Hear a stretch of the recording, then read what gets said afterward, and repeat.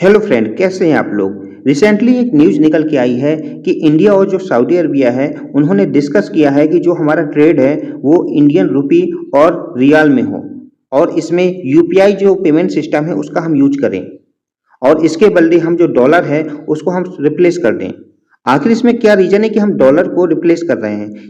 यदि हम रीजन की बात करें तो इसमें दो रीजन मेनली आते हैं। पहला आपका जो रशिया में सैंक्शन लगाए हुए हैं, आप सभी लोग जानते हैं रशिया में जो सैंक्शन लगे हैं जिसकी वजह से क्या है कि डॉलर की जो वैल्यू है रशिया में वो बिल्कुल जीरो हो गई है। उनके पास जो स्टॉक है आपका फॉरेक्स रिजर्व है उसका कोई मतलब नहीं रहा। तो ये सब देखते हुए जो दूसरी कंट्री है वो भी इस चीज को ऑब्जर्व कर रही हैं कि यदि सैंक्शन हमारे ऊपर लग गए तो हमारे डॉलर की वैल्यू भी जीरो हो सकती है।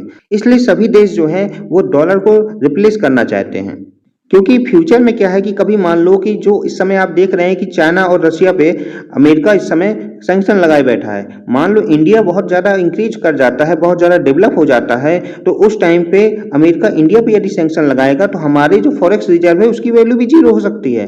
तो इसलिए क्या है कि इंडिया हुआ, सऊदी अरबिया हुआ, बहुत से जो देश हैं वो डॉलर को रिप्लेस करना चाहते हैं। और यदि हम दूसरे रीजन की बात करें तो वो आपका डॉलर जो है वो आपका इंक्रीज हो रहा है। ये इंक्रीज क्यों हो रहा है? क्योंकि अमेरिका जो है वो इंटरेस्ट रेट जो है वो इंक्रीज कर दिया है, जिसकी वजह से डॉलर की जो वैल्यू है बहुत ज़्यादा इंक्रीज हो चुकी है। आप सभी लोग जानते होंगे पहले यूरो की वैल्यू ज़्यादा थी डॉलर के मुकाबले, लेकिन इस टाइम पे आपका डॉलर जो है वो सबसे ज़्यादा मजबूती में चल रहा है। तो ये एक रीजन है जिसकी वजह से कंट्री सोच रही हैं कि हम डॉलर को रिप्लेस कर सकें और लोकल करेंसी में हम ट्रेड करें।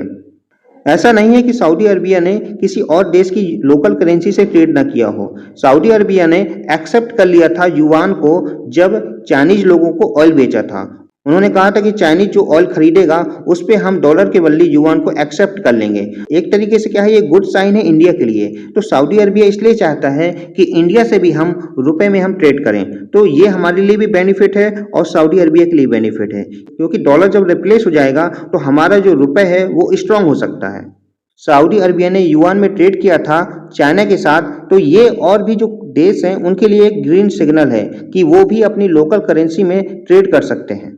इसमें आरबीआई ने साफ कहा है कि the RBI is aiming to de dollarise global trade and the Indian economy, कि इंडियन इकोनॉमी में जो ग्लोबल ट्रेड हो उसमें डॉलराइजेशन जो है वो सबसे कम हो। इसमें आरबीआई का भी एक उद्देश्य है कि हम रुपए में ही अपना ट्रेड करें, तो ये इंडिया के लिए बेनिफिट है। इससे हमारा जो रुपए है उसकी वैल्यू भी इंक्रीज हो सकती है, क्योंकि इंडिया भी सोच रहा है कि जो इंटरनेशनल ट्रेड है उसमें केवल हम डॉलर से ही क्यों पेमेंट करें, क्योंकि ये क्या है केवल एक मोनोपोली है अमेरिका की, तो इसको डाइवर्सिफाई करने की जरूरत है। इसलिए इंडिया भी सोच रहा है कि हम जो ट्रेड करें वो इंडियन रुपये में करें।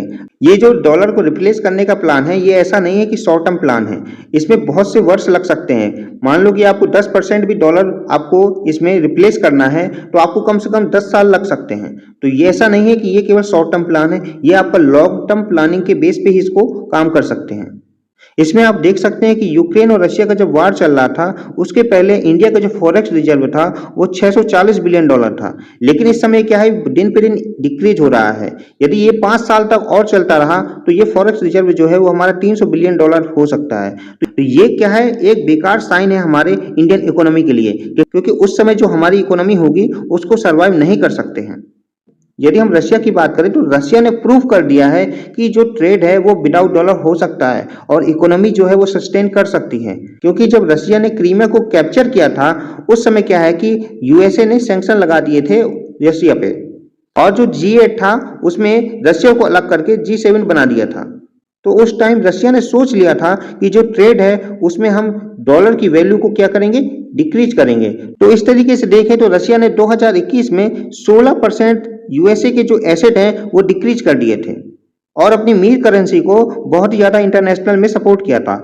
आप सभी लोग जानते हैं कि यूरोप ने जब रशिया से ऑयल और गैस लेने के लिए कहा तो रशिया ने साफ कह दिया था कि आप जो पेमेंट आप करेंगे वो आप मीर में करेंगे। तो इससे क्या है कि रशिया ने अपनी करेंसी को बहुत स्टेबल कर लिया था और रशिया ने ब्रिक्स देशों के साथ जो ट्रेड किया था उसमें जो आपका 90% था 2013 में वो आपका 10% हो चुका है आपका 2020 में। तो इससे पता चलता है कि रशिया ने प्रूव कर दिया है कि जो ट्रेड है वो डॉलर के बिना हम कर सकते हैं। ऐसा नहीं है कि डॉलर को हम एकदम से रिप्लेस कर सकते हैं। इस समय यदि देखें तो 70% जो ट्रेड होता है वर्ल्ड का वो इस समय डॉलर से होता है। यदि हम चाइना की बात करें तो ये ग्लोबल टाइम्स की रिपोर्ट है, इसमें चाइना ने इंडिया को सपोर्ट किया है डॉलर को रिप्लेस करने में। रशिया और चाइना एक प्लान बना रहे हैं, इसमें ये कह रहे हैं कि जो ब्रिक्स है इसमें एक रिजर्व करेंसी होनी चाहिए।